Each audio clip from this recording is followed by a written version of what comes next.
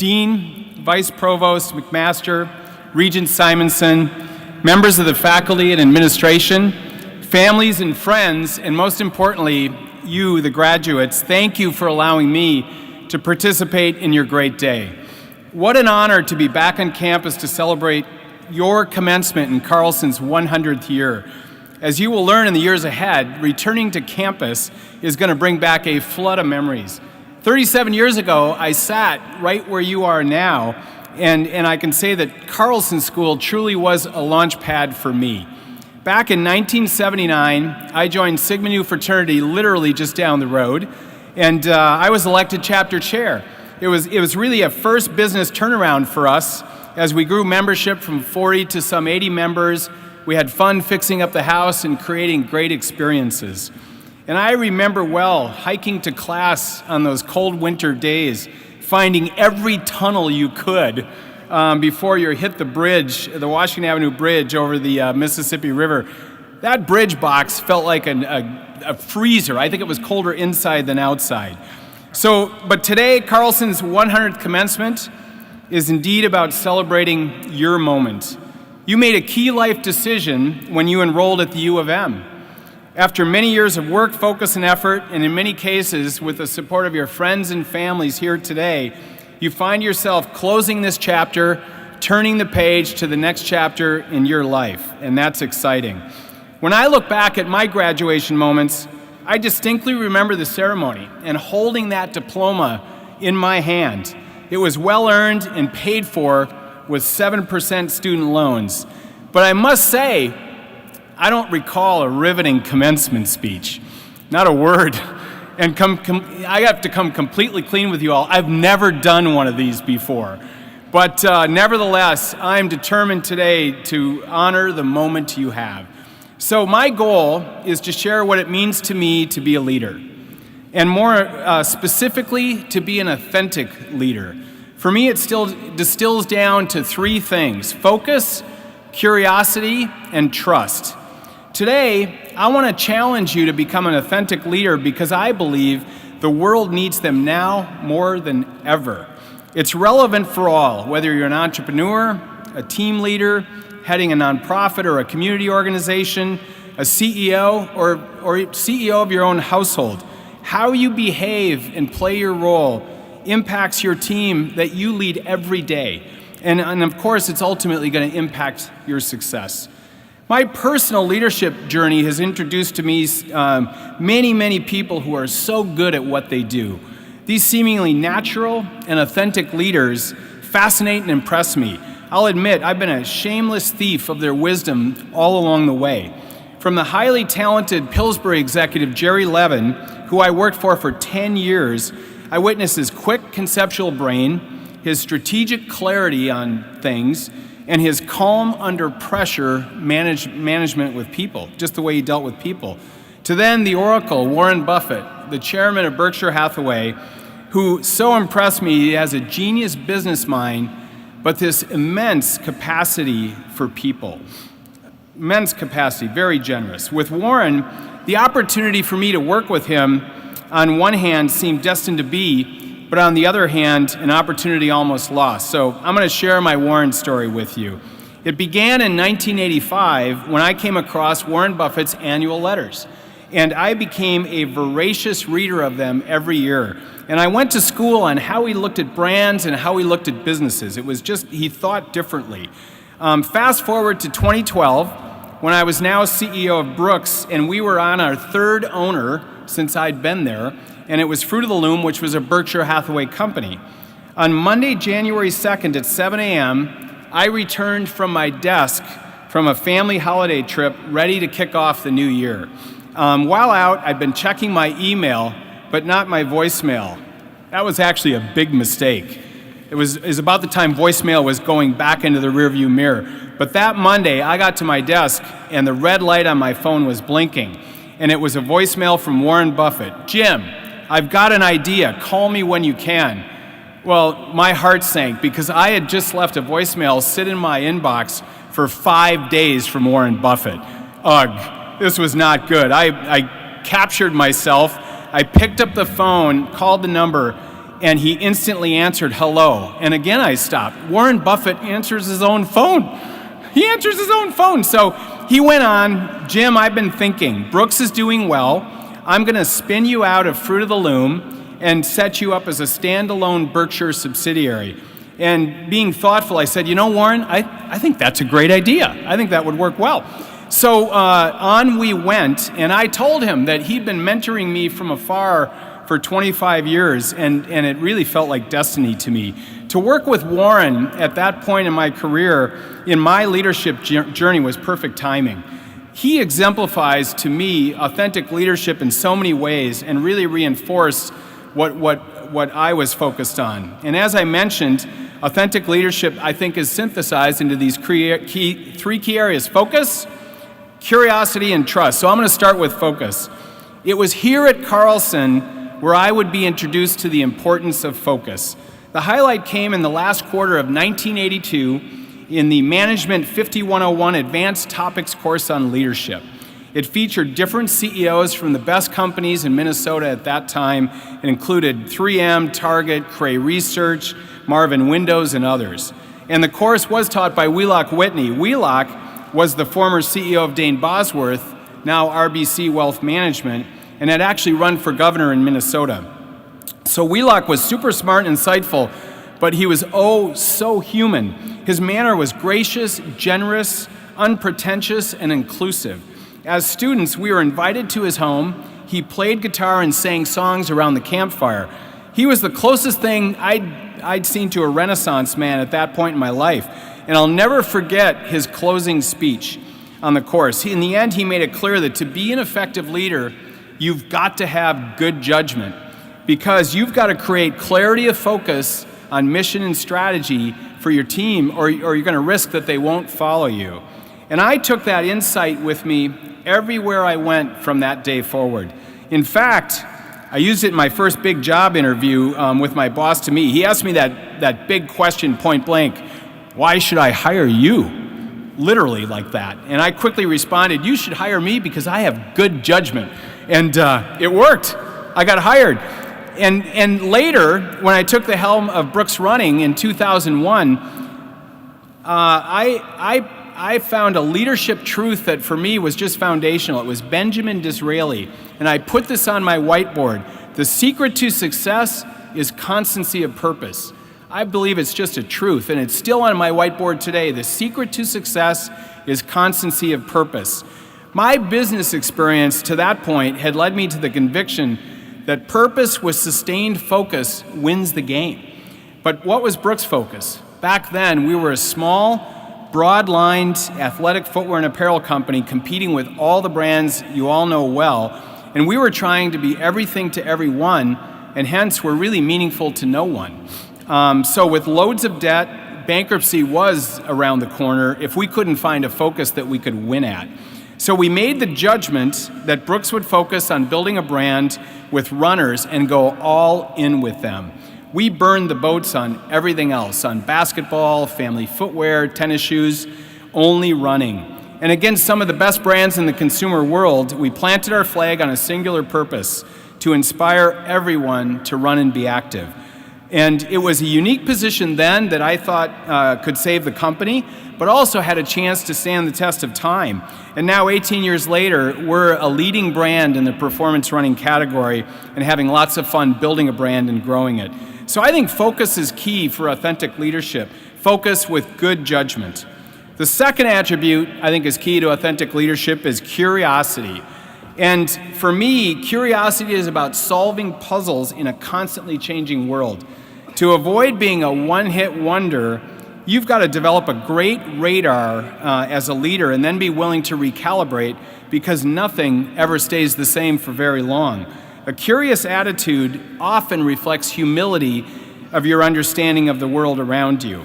Early in my career at Pillsbury, I had one of those humility moments. I was a junior analyst and had the opportunity to present to the executive committee strategic analyses and competitive company profiles. Being in the restaurant business at the time with Burger King, the committee was always looking at innovative new concepts, and so I was often pitching these ideas to the top execs, including the CEO, the CFO, and all of the business heads. This time, it was a profile of a hot new restaurant concept with 3 stores in Dallas called Chili's. Having never eaten at a Mexican food restaurant, as I couldn't find any in the Twin Cities back then, I intensively researched the company, all pre-internet, if you can imagine, and I went on to describe Chili's on acetates and an overhead projector. You've got to visualize pre-PowerPoint on this. So I explained that Chili's success was being driven by this hot new menu item, this thing called a fajita. And I was pitching this innovation with enthusiasm as these fajitas were selling like crazy, driving premium margins, revenue growth, and I was selling it. Well, the room started to chuckle and laugh, and finally Jeff Campbell, the head of restaurants, said, "Weber, you need to get out a little more." I also should have taken Spanish language class and learned how to pronounce fajita. But I powered through the rest of my presentation, and the lesson learned was to forge ahead, but with humble curiosity. Solving for customer needs, it takes an intense curiosity. And it's crucial to what I've come to call competitive strategy. And my first experience with that concept was here at Carlson in one of our many case-centric courses. It was in Professor Gometz's Management 3004 Public Policy class. And it was a strategy case in this mature industry with a brand new entrant, a small David brand who had caught the market leader, the Goliath brand, sleeping. And the small insurgent brand rocked the industry with product innovation that captured a major share of customers in the marketplace. That looked like so much fun to me. I said, I want to do that. That just looked like such fun. So many today call that disrupting a category. But that's really, when you think about it, just an outcome. It's actually about solving for customers' wants and needs better than anyone else. And you can only do that by being curious. You can only do it by being curious. By learning faster, executing boldly against insights, David can beat Goliath. So at Brooks, we think we're creating brand affinity in the minds of customers every day. And I think a huge part of our success is actually a curious mindset. I'm most proud of our recent strategy reset to navigate the absolute revolution in consumer behavior and retail this last 5 years. Our revenue stalled in 2015, and the radars we used for reading market trends were no longer working. We went into a learning mode, and we began the process of reevaluating all of our assumptions on the market, the consumer, the industry, our competitors. We then made choices and committed to boldly execute on behalf of the customer. And it worked. Our success was earned. In 2018, we were up 26% and attracted nearly 2 million new runners to our brand. At Berkshire Hathaway, Warren's partner, Vice Chairman Charlie Munger, reminds us regularly to avoid the ABCs: arrogance, bureaucracy, and complacency. Others with capital and brains are always going to be trying to breach your moat and take away your customers. And so staying humble, remaining curious, avoiding complacency is essential, especially following great success. A final point on staying curious: reevaluating and recalibrating doesn't mean you lose sight of your constancy of purpose. This truth really was captured best by, I think, one of our greatest leaders of all time, Thomas Jefferson, who said, "In matters of style, swim with the current. In matters of principle, stand like a rock." I think that's powerful, but it's also, I think, one of the hardest things to do in the fog of competitive disruption, to discern where to bend with industry trends and where to stand anchored in your brand principles. These are good judgment required puzzles that you've got to solve, where your curiosity has got to be integrated with this constancy of purpose. These calls require courage, but I can vouch that at Brooks, those calls have been moments where we have really created a foundation for our brand. They've been brand-defining moments for us, and we've worked with them that way.